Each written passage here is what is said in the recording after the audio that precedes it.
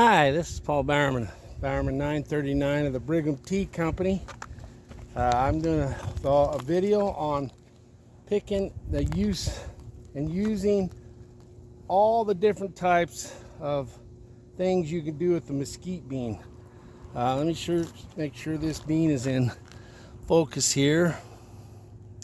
Yes, and this is my favorite bean right here.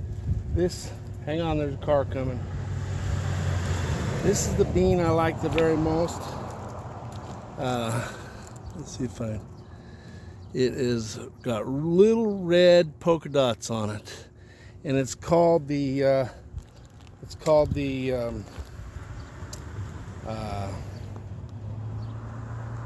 honey locust bean, and I literally taste them when I'm in the field to see if they're sweet. Now the bean part is actually not used.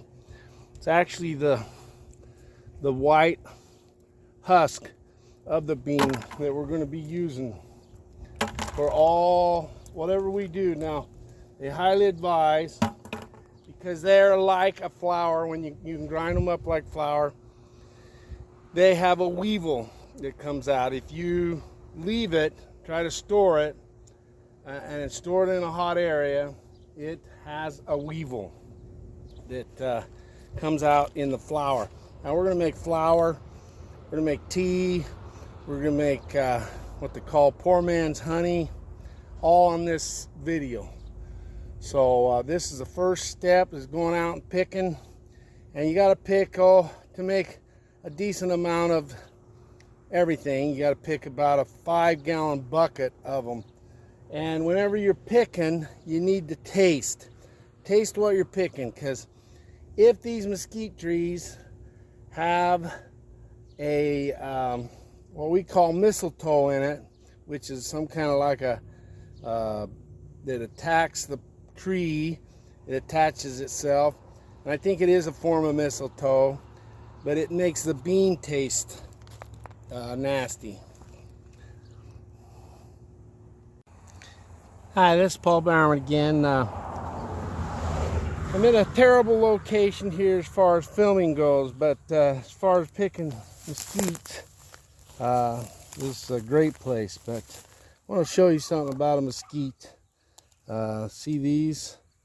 I don't know if you can see that. These are all over, especially the tree that I like the most, which is the honey locust tree. So you got to wear gloves.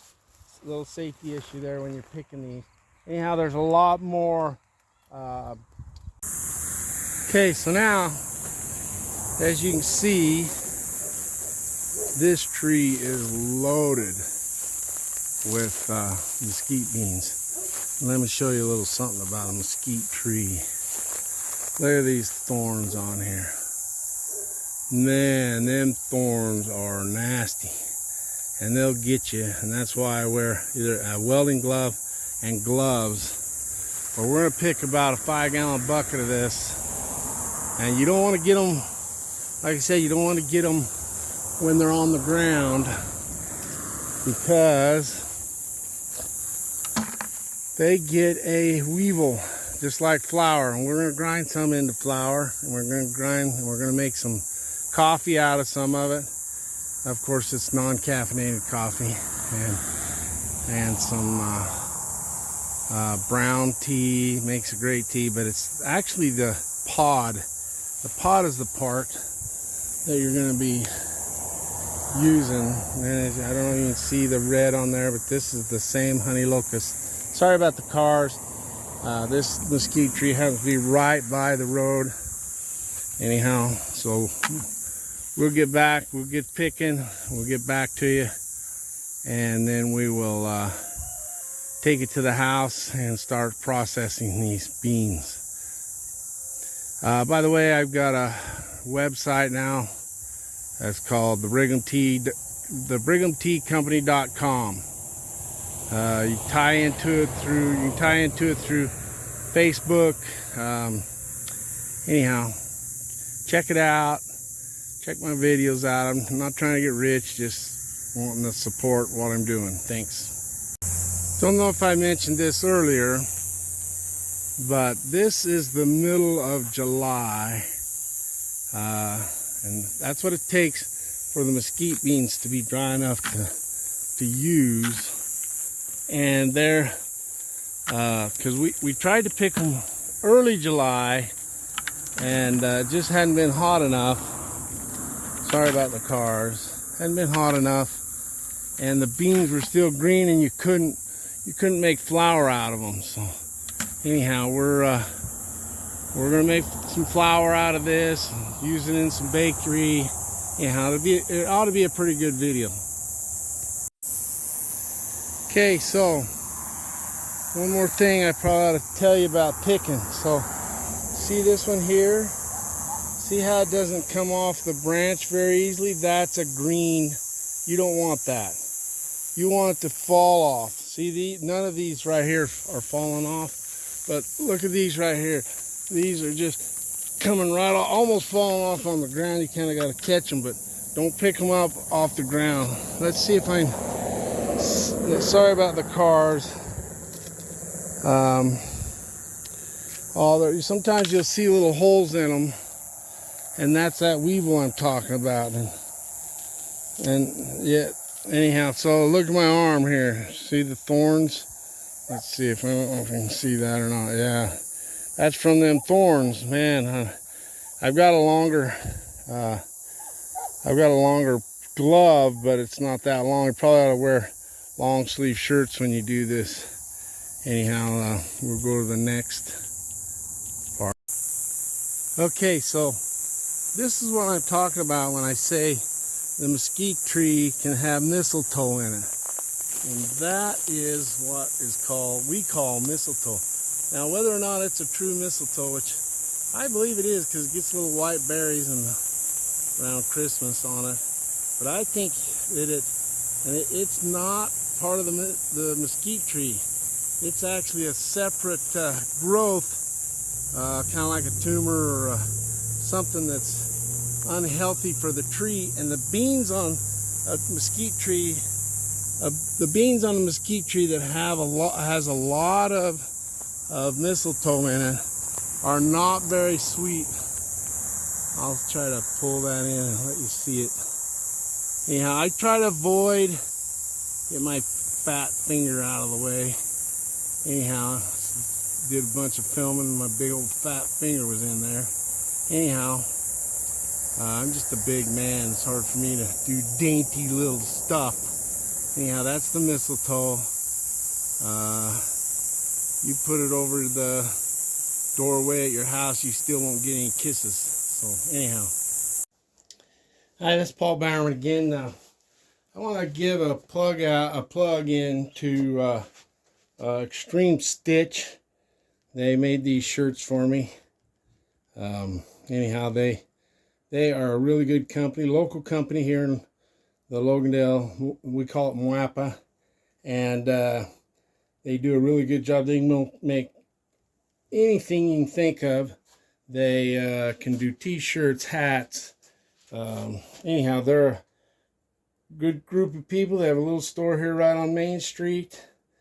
And they just do a fantastic job of custom made clothing, hats.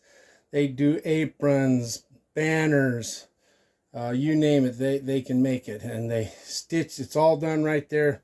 I mean, you order the shirts, of course, or the hats. In this case, it was shirts. And then they embroidered my little company name on there, the Brigham Tea Company.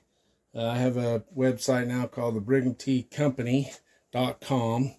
You can look it up through Facebook. Anyhow, so one thing I want to emphasize before we get started here on what we're going to do, this part of the process is what you would call making the base liquid for several different things. You can do a molasses. You can do a just drink it like a tea. You can make mesquite bean jelly out of it. And so But anytime you do anything with a wild edible, you need to do this. So I'm going to take a bean and I'm going to put a little bit of water in it. Now, I like unchlorinated water.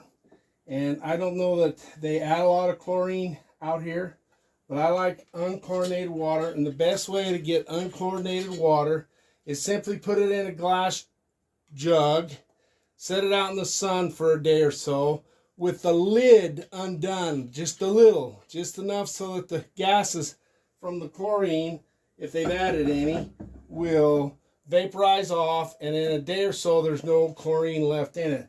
Then take your bean and grind it up in a mortar and pestle, and so I made this mortar and pestle, and take that juice from that liquid, from them beans,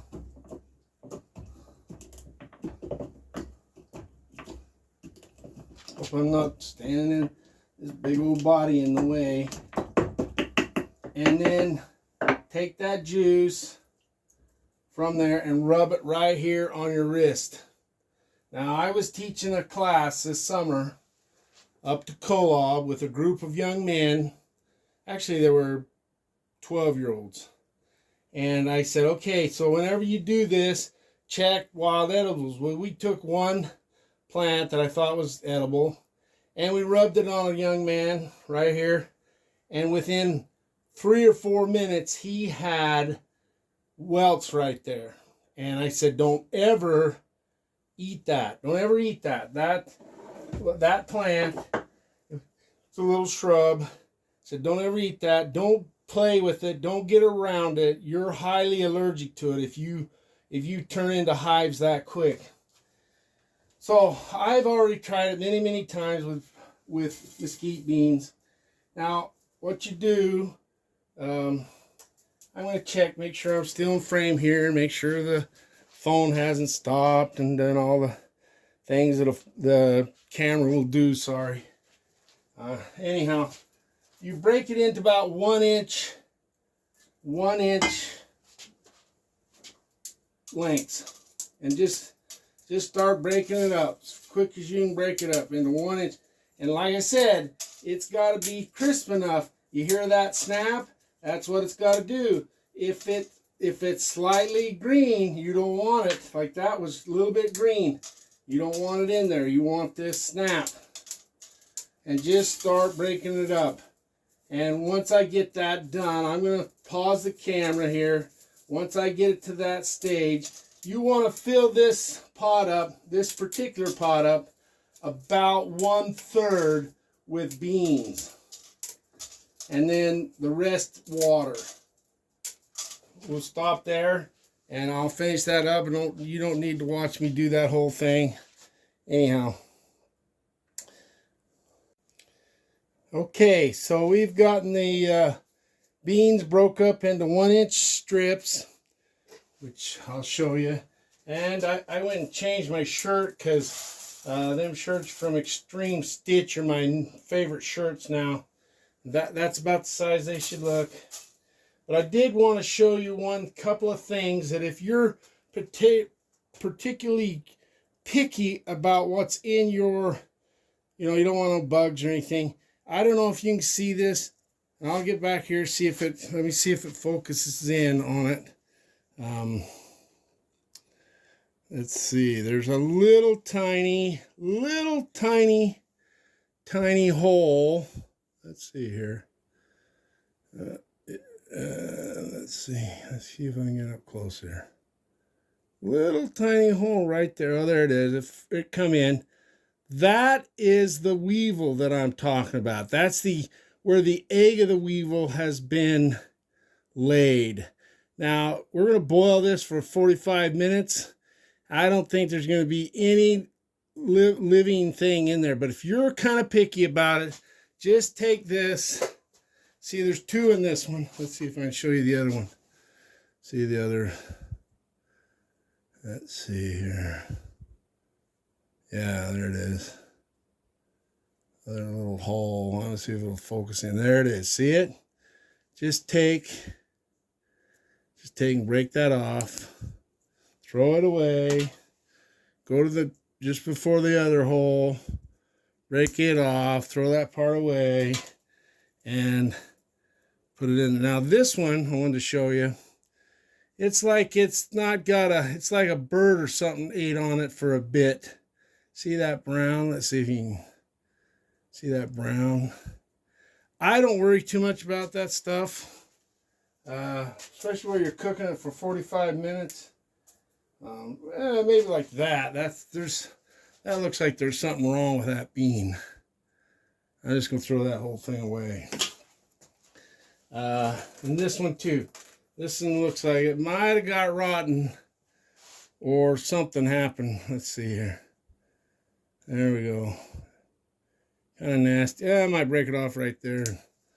Put that in and throw the rest away.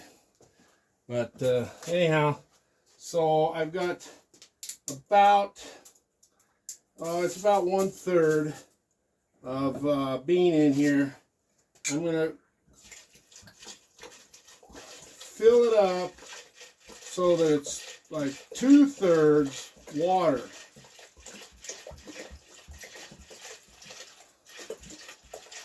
I like that.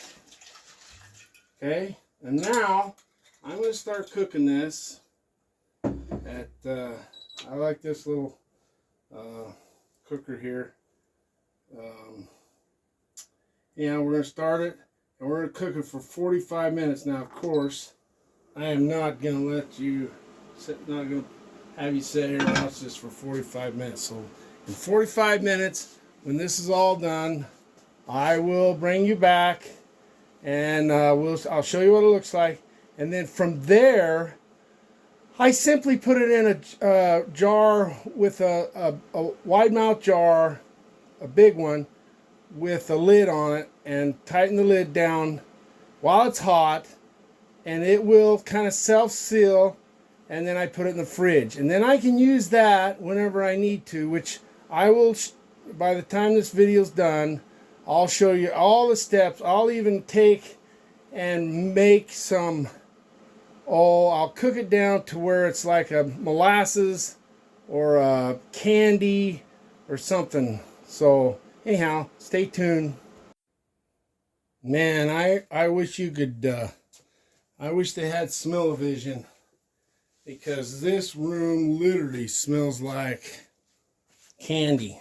I mean, it's amazing. There must be a lot of sugar in the mesquite bean, because it smells like molasses or sugar cane or something. It's just because it's kind of concentrated down.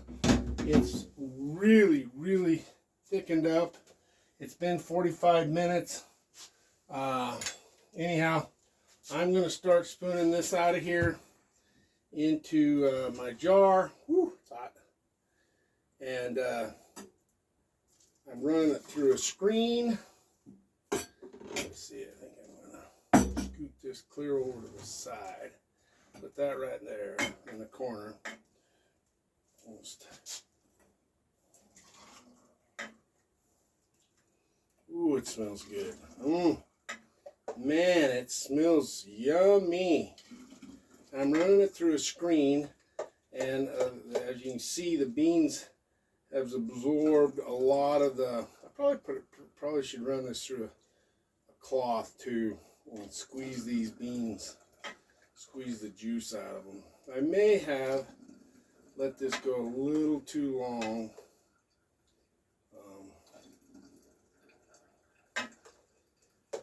Yeah, I think I'll get a cloth. Anyhow, I'm gonna put these beans here. I'm gonna put a cloth in here.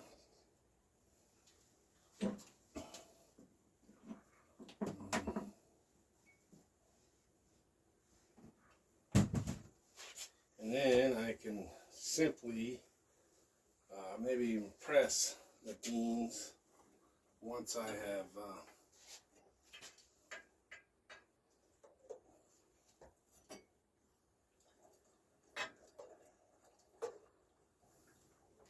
hoping to have enough to have both the, because I need to make the oh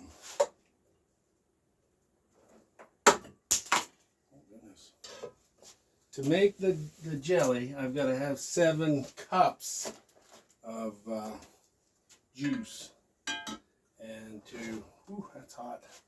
Woo! Hot tamales, huh? I know I'm probably taking up most of the camera space. Sorry about that. Just a big guy. It's hard to film around a big guy. Yeah, put some more of these beans. Woo, woo, woo, woo, woo. Over there, that's hot. And I will finish pouring these beans while I can in through the cloth.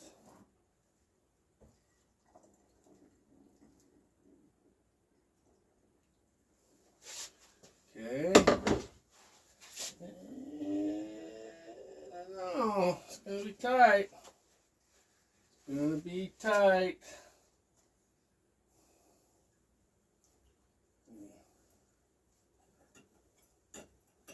I hope I have enough to make some molasses out of it. I don't think that's gonna happen. Woo.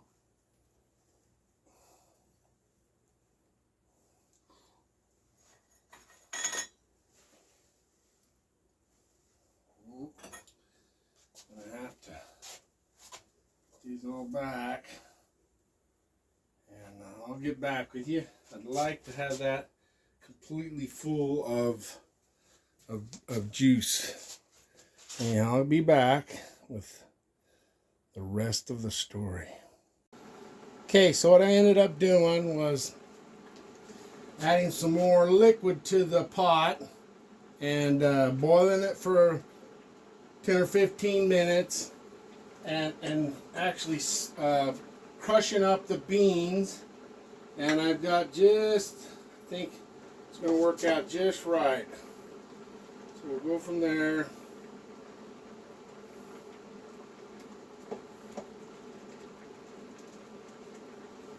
Put this off.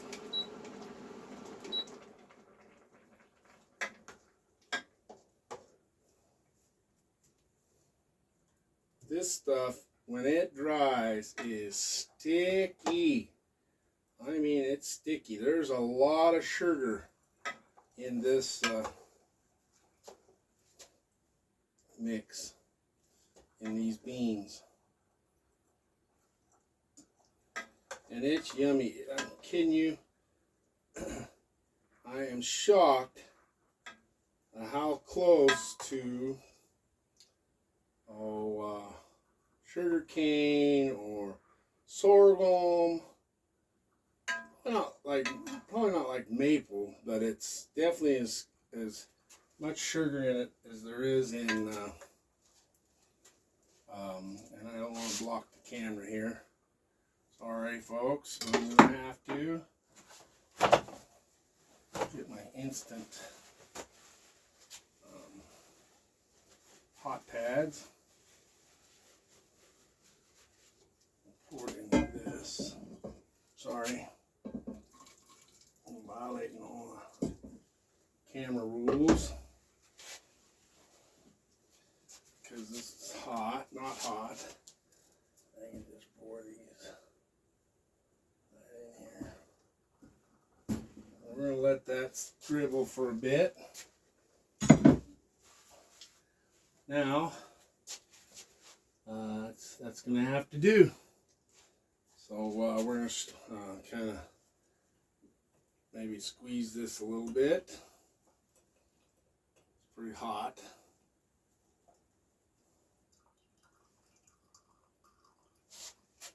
Just let it drain for a bit. That might be just right.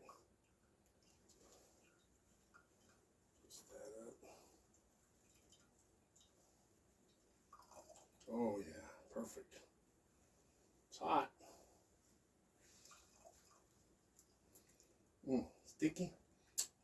Oh my. That is, telling you, it tastes like.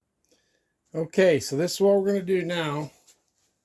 We've got all the juice we can squeeze out of these beans.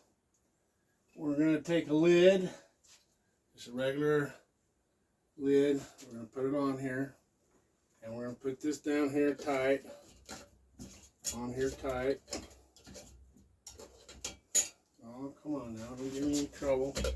Not here on camera. Tighten it down. And we're going to let it set till it cools.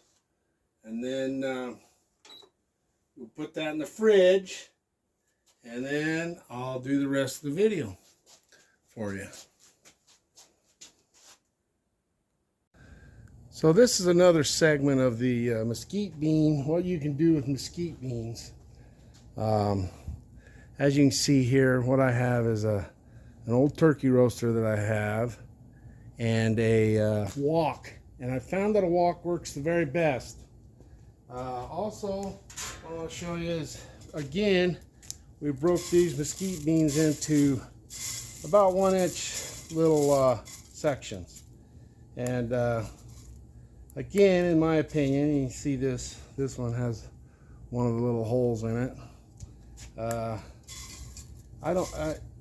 You're going to cook this. You're going to heat it up hot enough that it turns brown or black, whichever you prefer. If you want a coffee, you'll roast it till it's black, and if you want a tea, you'll roast it till it's brown. Okay.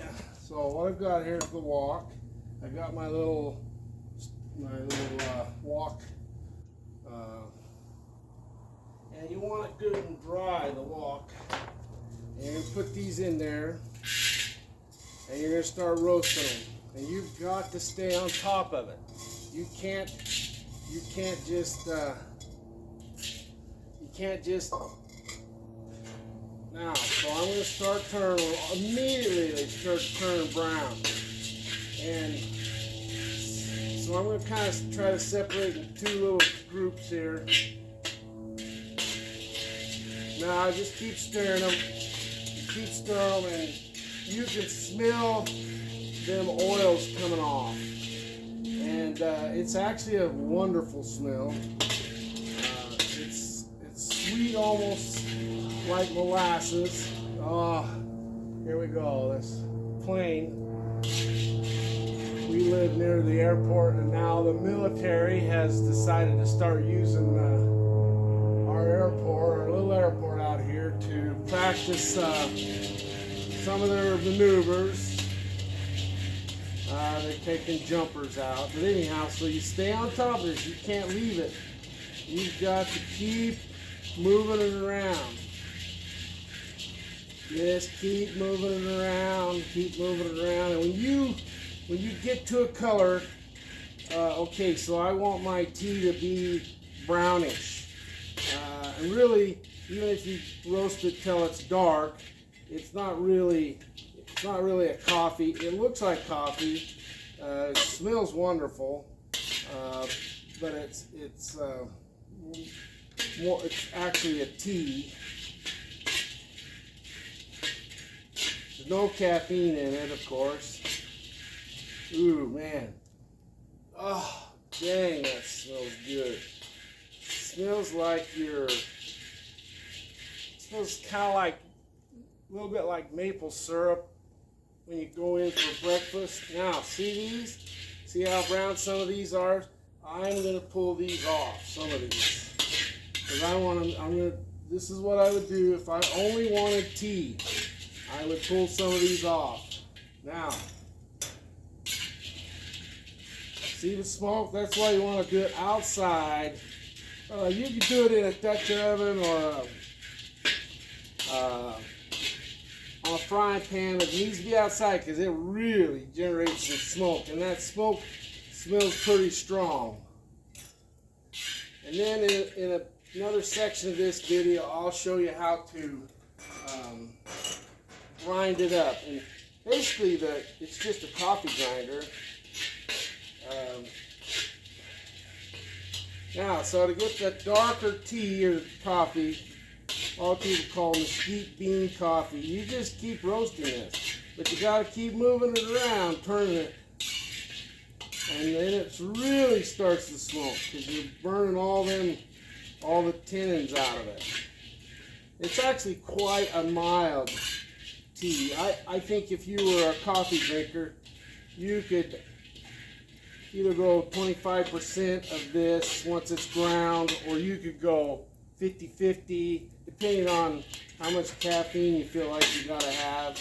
I'm not a coffee drinker, but I have drank this in the dark form like this and really quite enjoyed it. It's really sweet. You almost don't.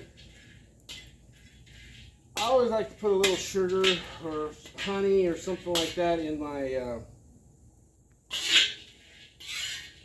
Now see, that is almost ready. I think I'm going to turn this off and let it.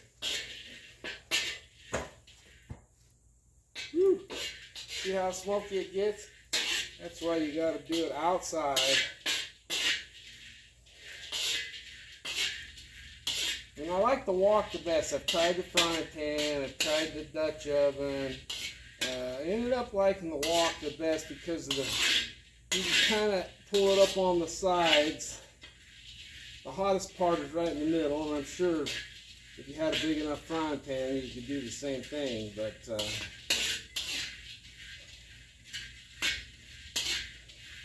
anyhow, so here's what it's kind of looking like. I'll put that in a separate jar. I'll show you the difference between what I would call a tea and what I would call a coffee.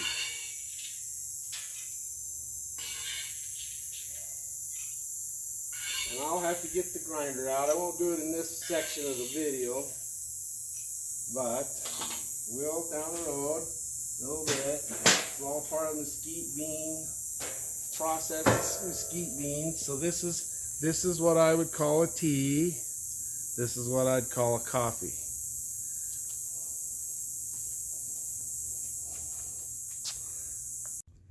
Okay, so I've got my little grinder set up here, and we're going to grind these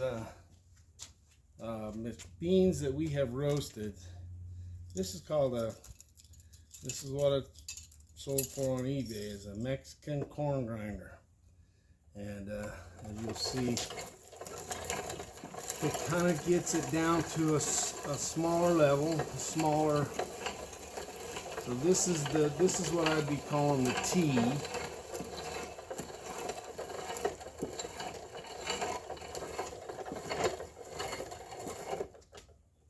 Oh boy. Oh man, that smells so yummy. You will not believe what that it's like. I know I'm saying this over and over. I just cannot believe the mesquite bean, a tree that can be so obnoxious normally, a bush, can be so wonderful, have such a beautiful, and the thing that's really cool about it is right in the middle of the summer. I can see why the Native Americans wanted it. If you go to a mesquite tree in August or September, late August, September, you won't find any beans underneath so this is what the tea will look like. Now, what you're seeing is these are the beans, and this brown is the husk. So what I do then is I take and run that through a screen.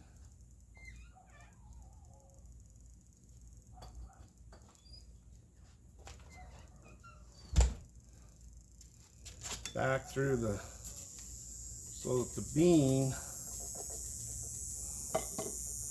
stays in the screen, because the bean won't go, and I'm sure you can use the bean as part of the tea if you wanted, but I like the finer.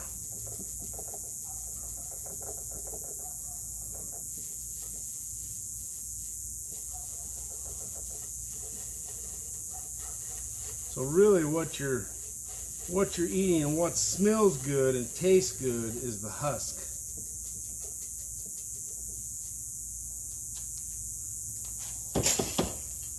Okay.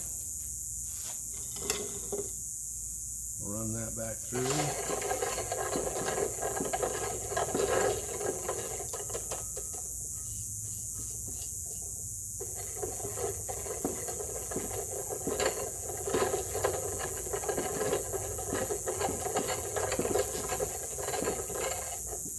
Put this right in here like this. Run the rest of these beans through there.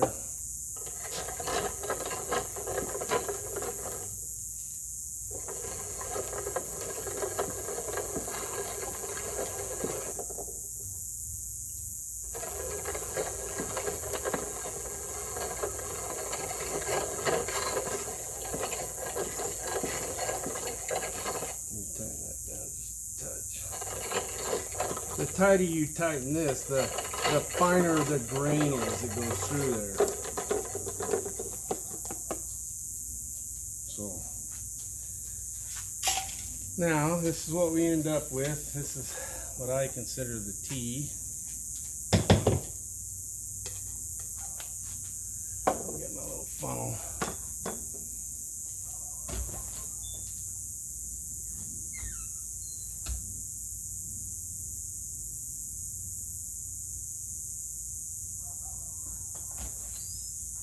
Sorry, I'm not seeing my little funnel. We'll just go over here.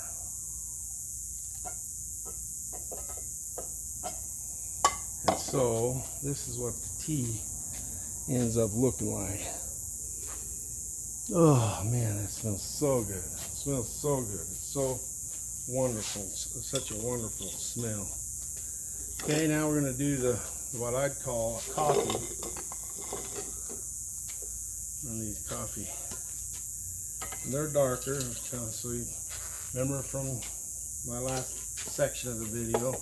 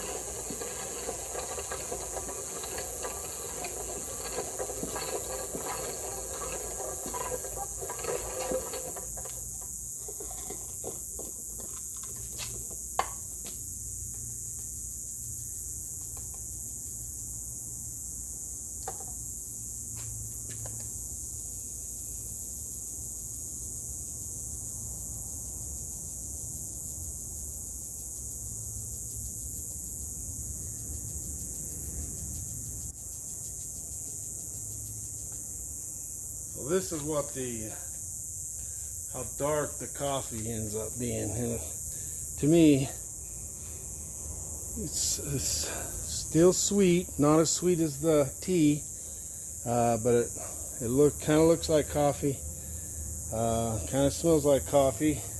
You could definitely add that in. Now we're going to try something new that I haven't tried before. Take a little coffee grinder here, and we're going to try to run these beans through there and see how that ends up. Let's just try it, see what happens.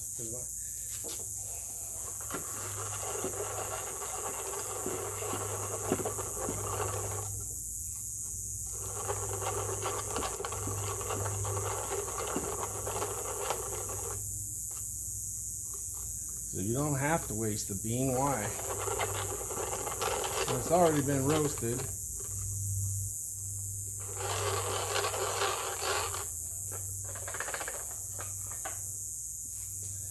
No, see it. It's still the bean. The bean is just flat enough that it kind of goes through. It did get some of it, not like the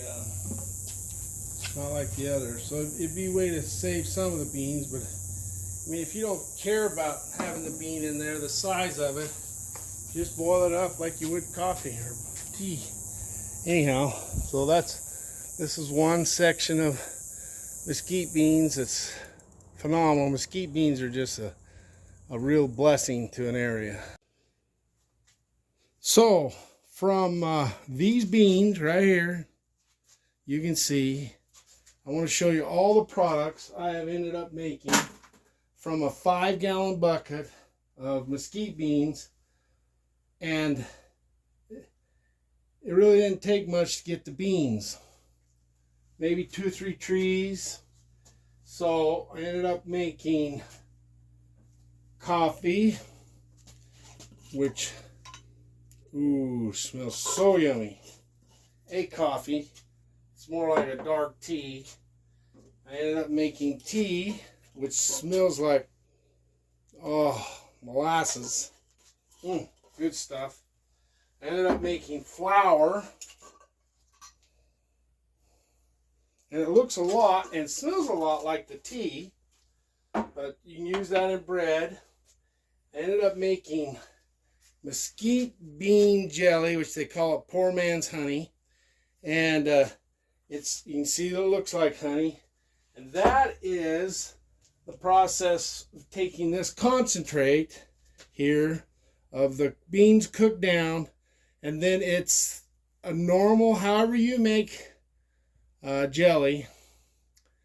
We use 7 cups of this to 9 cups of sugar and a package of pectin, a little bit of butter or a margarine into the pot. Cook it till it comes to a rolling boil. You'll need to figure that out. You'll need to figure out, but this is the concentrate. And now I'm actually going to try to make a new product that I've never done before. I have cooked these beans down. Had a few left from the 5-gallon bucket. I cooked these beans down and made some more concentrate. And better, a little warm. Gonna pour these into a jar.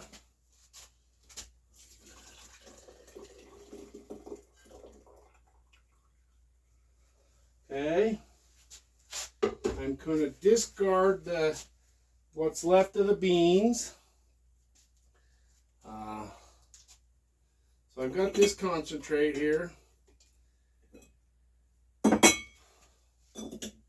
I'm going to take a frying pan. This is how we used to make peanut brittle when I was a kid. And I'm going to cook this down. But one thing you got to do anytime you're making a thicker syrup or a candy or maybe a clear down to sugar is you've got to stay on top of it, and you cannot ignore it. You have to watch it constantly as you cook it. So I'm going to pause the video and I'm going to cook this down as far as I can cook it down.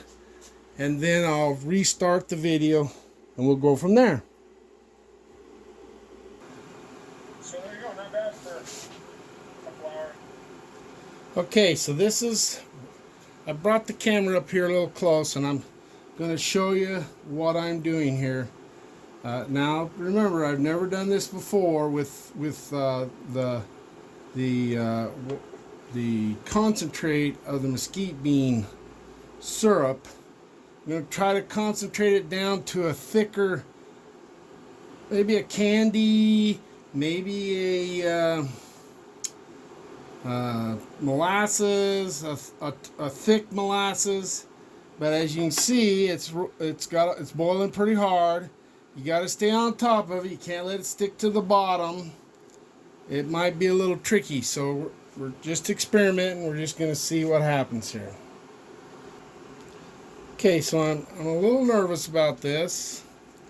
because it has almost, should have filtered it better, run it through a cloth, because it has some fiber in it that's I don't know, it feels like it's giving me a little trouble. It's sticking on the sides, and anyhow, I'm not sure this is going to work out. That's the beauty of true figuring things out on YouTube. That's the good thing I love about YouTube, is you can find almost anything and figure out how to do it by watching 3 or 4 videos. So I've never done this before, but the things I've done a lot of is the jelly and the tea, which is just phenomenal, and the coffee and the flour. Now the flour, I don't do, you can't make bread fully out of the flour. The flour is more like 25%. So if you have 3 cups of regular flour, you can add 1 cup of mesquite bean flour, and that will create just a really nice bread. So far I've got 1, 2, 3, 4, and then 5 products from this 5-gallon bucket of mesquite beans. Let's see, do you see that? Yep, okay. And we're trying to make a 6th here. See if we can make a candy or thicken this syrup up to the point. Now, I'll get back with you. I'm just telling you, I'm a little scared of it. Okay, as you can see, as I run this homemade spatula through it, it is starting to thicken up, and it's like the liquid don't fall right in behind your spoon or your spatula or whatever you're using to thicken it with. So I can tell that it's getting thicker and thicker, and we're gonna see what happens here. It's kind of fun, new thing. Okay, this is really starting to thicken up.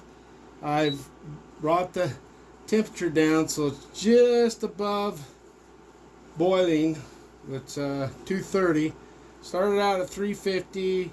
About halfway I went to 275 on my little cooker here, and now I'm down to 230. I think I'm going to go to 220 and finish cooking this down and making a thick, and then we're going to taste it, and I'll tell you how it tastes.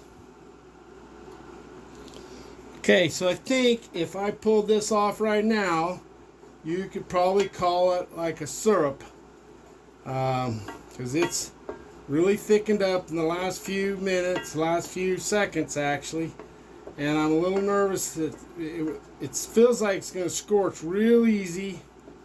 It kind of like sugar. I think I'm going to call it. I think I'm going to pour it off into a jar and let it cool and taste it and see how it tastes. I'm going to keep stirring it till the pan cools down. I've got a little jar here close. We're going to try this, see how it does.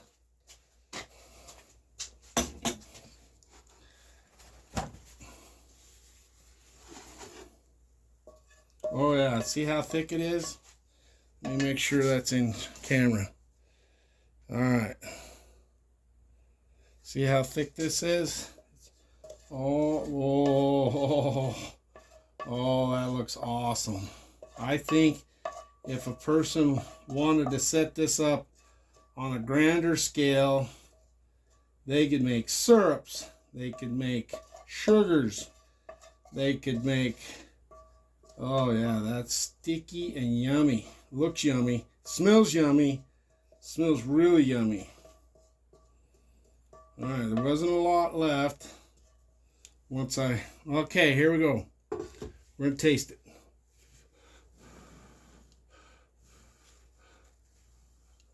Let me scoot you back a little.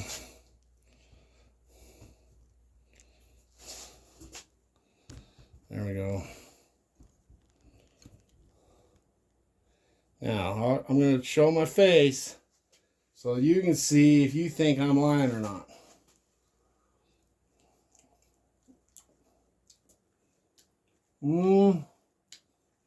It's unique. It's definitely sweet.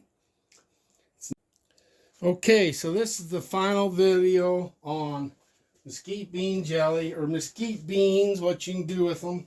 This is the syrup that I just made. It's definitely edible. If you were